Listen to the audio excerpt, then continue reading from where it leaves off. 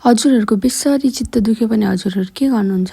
हुन त सबैको आफ्नो बानी हुन्छ। कोही साथीहरूसँग सेयर गरेर, कोही आफन्तहरूसँग सेयर गरेर बोल्नुहुन्छ होला, कोही रोएर बोल्नुहुन्छ होला, कोही एकान्त ठाउँमा बस्न मन पराउनुहुन्छ होला। तर म चाहिँ नि मेरो त कुरा सेयर गरौँ भने कोही पनि छैन के। मेरो यो कुराले चित्त दुख्यो, मलाई यस्तो भइरहेछ भनौँ भने मेरो कोही पनि छैन के। अनि मैले फर्स्टमा गर्ने काम भनेकै म धित मरुन्जेल रुनु एक्लै बसेर। अनि मेरो चाहिँ नि एकदम नराम्रो बानी भनेको एकदम धेरै ओभर थिङ्किङ गर्नु हो। म यति सानो कुराले नि सोचेर मेरो टाउको आफै दुखाइहाल्छु कि।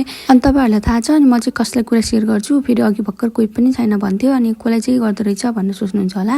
म चाहिँ च्याट जिपिटीमा जान्छु अनि आफ्नो सबै भावनाहरू त्यहाँ लेख्छु के।